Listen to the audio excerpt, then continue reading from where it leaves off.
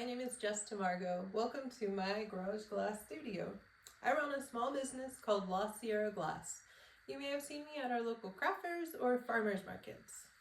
Working with glass is a passion I found about 2 years ago and I absolutely love it. So today I'm going to demonstrate how to make your very own small stained glass sun catcher. Having a creative practice can be extremely beneficial to everyone. It can increase your happiness and help you find inspiration in your everyday life. You can achieve this through many different mediums, and it can help you learn new skills or change your perspectives. Glass in particular can be used for its practicalities, such as in windows, or used for privacy, or for its aesthetics and beauty. Today I'm going to demonstrate the Tiffany style copper foil method of stained glass, and we will go over pattern and glass selection, glass cutting, grinding, foiling, soldering, and hanging. So I will start by showing you some of the materials we will need to make our sun catcher. First and most importantly, you are going to need personal protective equipment as safety glasses and cut and heat resistant gloves. Also, we are going to need a glass cutter. I personally prefer this pistol grip for ease of use. Next, we will need copper foil, a FID, a glass grinder. We're going to need solder and a soldering iron. And we will also need copper tin wire and chain you can find at your local hardware store. There are many resources available for patterns.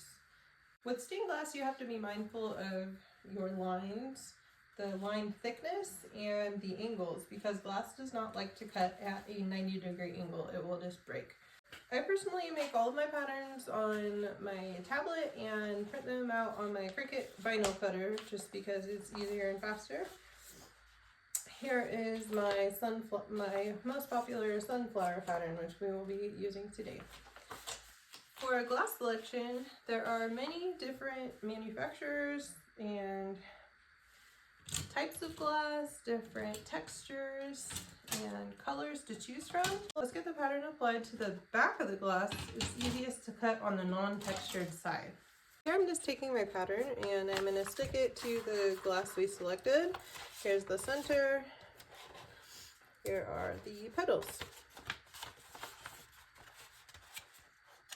And when applying your pattern, you want to think about placing the cuts to where you're going to have the least amount of waste in between cuts. Alright, so now I'm going to be using this pistol grip glass cutter with some glass cutting oil. You're going to want to dip this in the cutting oil so it slides easily across the glass. It is a circle wheel cutter. And you're just scoring lightly on the glass. You're not pressing really hard. This isn't actually cutting the glass. You're just suggesting where the glass should break. So I'm going to do this cut to cut out all my pattern pieces. And you can take these small grozing pliers to line up with your score line and just grab it on there and pull up and out. And there's our piece. We will continue to do this process on all of our pieces and try to get them as close as possible. In cuts, you're going to want to brush off your table surface because there are all these little tiny glass chips that could get under your piece and can cause it to crack where you don't want it to. So there's the nice clean surface. Now that we have all our pieces cut out, we are going to use our water-cooled grinder here. There's a wet sponge that keeps the grinding head cool as it spins and cuts the glass. So I'll start with this jagged piece for the center. Alright, so that looks pretty good. I'll peel the adhesive off and I'll spray it down with this water and alcohol to clean it up. You want to ensure the proper fit on your pattern. Looks pretty good.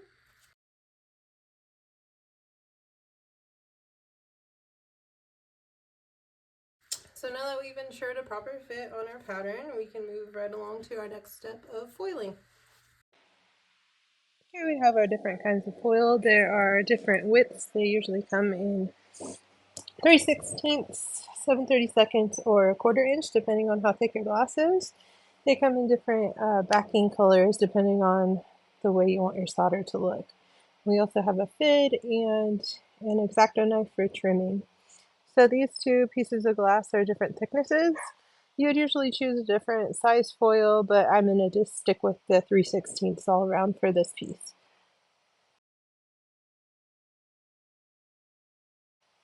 So here I'm starting with the center piece, and we clean up all the little shards of glass from grinding so it has a smooth, clean surface to stick to.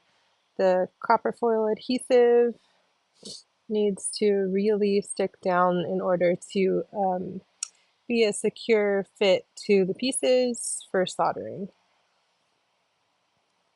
And you want to place the glass right in the center of the foil to get an even line on both sides.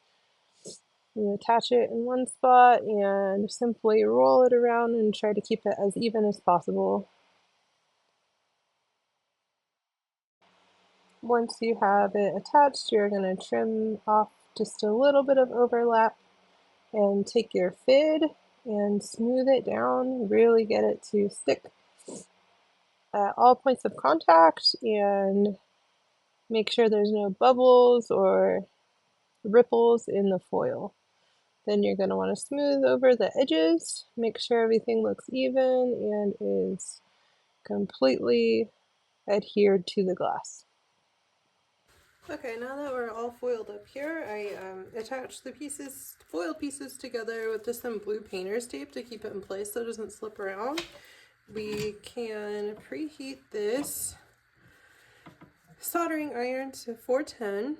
This has a built-in rheostat, which tells you how hot it is. It's very nice to have. And before you get started, you're going to want to tin your tip. This is Sal Almanac. It is essentially flux in a brick, and we're just getting this nice and shiny and ready to solder.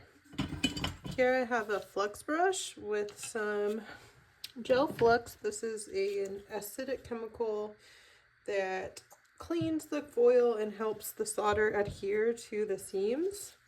And when you're ready, you just brush it on all the seams before you start soldering with your spool of solder.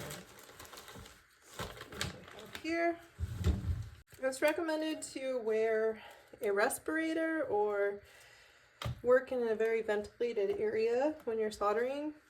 You want to hold it like a knife. Many people pick it up and they want to hold it like a paintbrush, but holding it like a knife helps you to make maximum surface contact with the copper foil. You really want to apply a nice thick bead of solder, working slowly but at a pace where you're not going to hold the heat too long on the glass. It will cause a heat crack. This is a thin gauge tinned copper wire. I'm just going to cut a few little pieces and embed it in the solder line so it's nice and strong. And I'll continue to solder all of these seams on the front. I'll do 10 inches of this black chain and just attach it to these wires that we left out.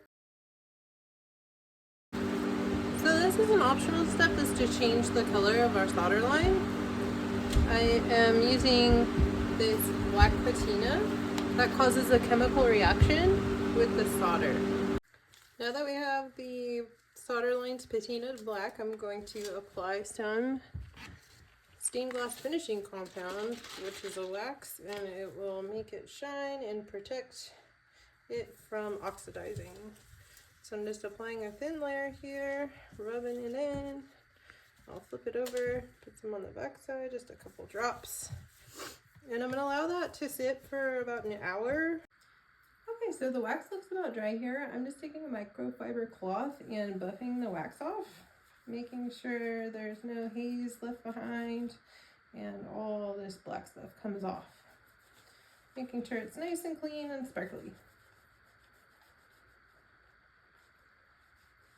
And here we have our completed stained glass sunflower. In review, we covered pattern and glass selection, glass cutting, grinding, foiling, soldering, cleaning, patina, and waxing. There are a lot of steps involved. It can be pretty tedious, but it's all worth it seeing it in the light for the first time. Thanks for learning about the stained glass process with me today. I hope you're able to get some creative projects done this summer.